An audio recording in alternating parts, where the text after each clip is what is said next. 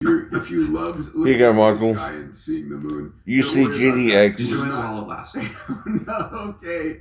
But let's actually talk about Model that for part. So knowledge John import. O'Neill, professor of physics at Princeton University, who I consider a mentor for me, who passed way too early. He wrote a number of books, a number of papers about how do you mine the moon.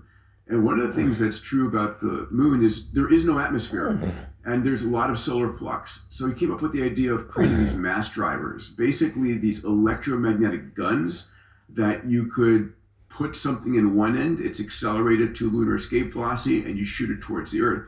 And so what Elon's been talking about here is basically the idea of you set up satellite, data center manufacturing on the moon, and you launch those using railguns into Earth orbit. And his objective, 100 terawatts of capacity per year. Yeah, I think one thing that was a big shift in the last couple of weeks, the first H100 went into space 2 weeks ago. It's operating as cooling using aluminum only as the Multi-physics digital twin I engineering. was thinking you need obscure metals. Sounds interesting, doesn't it, Michael? Apparently it's working. And it's aluminum only. And if you read Peter's books, the first chapter of Abundance, the best story ever, please read it. 7% of the Earth's crust is aluminum. We don't have aluminum any oxides. Aluminum oxides. So it's a great story to read anyway. Pliny the Elder, and that's just such a good story. Thank you for listening to that. Well, that's a big breakthrough. So now if you want to make money today on space-based compute in the future, we have to get the weight down and get the mass down. That first H100 is 50 kilos. That's way too much. Most of that's sensors and stuff. It would be very easy to get it way down. But invest in whatever it's going to take to get the mass down so that we can launch these more cheaply. And eventually we'll make them on the moon. But that's way It's a big project, Michael. It's going to take 10 years. When we were launching space shuttles, it was We're going to have a team of 250 odd people, and it's going to cost the better part of $300 million. 50 to 100 million. And then relativity space, where Eric Schmidt is now the CEO, To make UCG, the exergy method, immortal. That's like a 100x drop in a domain. This is not a Silicon Valley social media. I don't care who owns it. This is real physics trying to get out of the gravity. It needs to be done. And even there, we've seen a 100x drop. And what can you do with 100x more capacity? And they'll go another order of magnitude by the next time out. A lot of people I was in a have. conversation with Elon a couple of days ago when he was briefing some XAI investors, and not disclosing anything confidential, but one of the things he said is in the future, if you could set up a Starship launch facility on Earth next to a natural gas production capacity, right? Because that's what it's basically burning, methane. And you could then use solar to pull oxygen out of the atmosphere so that the fuel basically is effectively free. His estimate of the cost of transport would be cheaper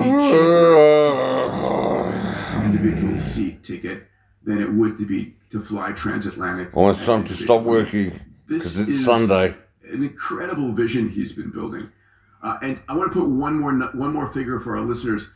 We talked about 100 gigawatts per year of capacity being launched in the next decade or so.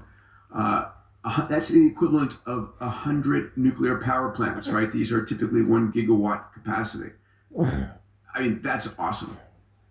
All right. Well, I'll tell you what else is awesome is that the people who are making these choices are math, physics, computer science geniuses. And if you look back in the history of business, it's Jack Welch, he's great, but John Chambers, these are the people running, the $100 billion kind of budgets.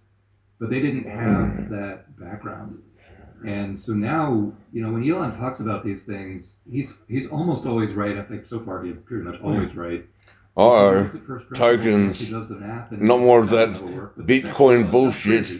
Hey? But it actually will Hey, work. Brett Wilcox. Barrier, so it's just a different community. We don't want your Bitcoin bullshit, he told me. And you're seeing things that are possible, actually, starting to happen. My Bitcoin bullshit. Here in this one, please. You know what? Saturn has its fate marked as well. Oh no! Stop. Well, we still want your UCG bullshit.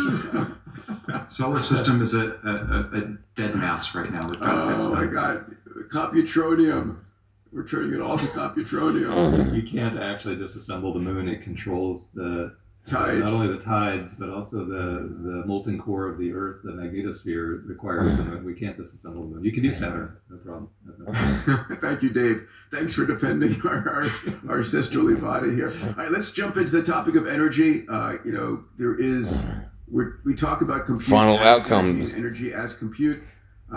So I put this chart here. At the end of 10 for years, you, Salim. UCGDX, So here we're excuse the seeing spelling, China has is raised driving global electricity 177 generation. On one side to of the chart, if you're 359 million. watching, is the change Being in built electricity with only generation over the a last 12 months, 32 to September 49% dilution. through, September 2025. Carried 94 to 169 million of cheap debt, secured 43 to 118 million in grant / non-dilutive funds, achieved valuation of 2.4 to 6.8 billion, delivered a 10 to 25x return for early equity holders, retained majority ownership for founders, is a change in electricity generation. established itself as a global, sovereign critical, AI-driven China, energy intelligence basically monopoly. 325